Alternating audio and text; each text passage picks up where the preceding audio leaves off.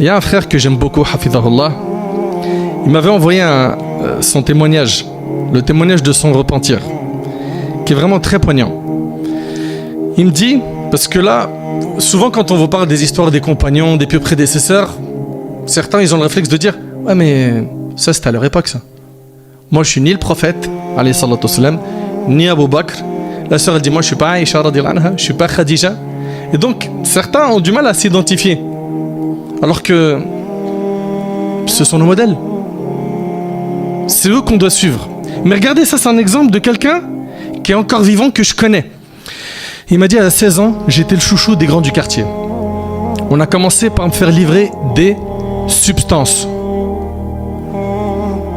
Pas des substances chimiques, hein, de la drogue. Puis à en garder. Et j'ai fini par en vendre. D'abord en petite quantité, et l'appât du gain a fait que les quantités ont fait qu'augmenter. À cette époque-là, Allah n'existait que dans la shahada que mon père m'avait appris étant plus jeune. Subhanallah. Bien sûr, l'argent finit par te rapprocher des femmes. Et pour approcher les femmes, il faut aller en boîte, etc. Mes journées se passaient dans une cage d'escalier. Vous savez comment ça se passe, hein, les jeunes de cité, à vendre, etc. Et mes soirées en boîte de nuit.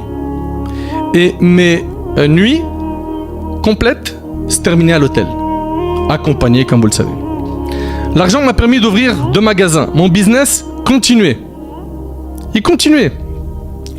Recel, transactions, hein, tout ce qui pouvait m'apporter des sous, je prenais. J'ai commencé la prière à 20 ans.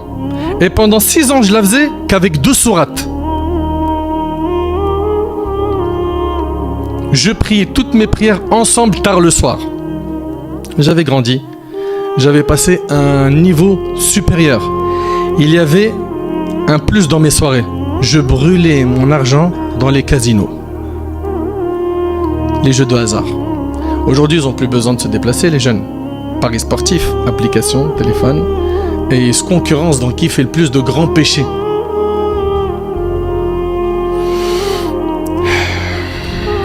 À ce moment-là, je mentais, je jouais aux jeux de hasard, je forniquais, je délaissais la prière, je volais, je vendais de la drogue.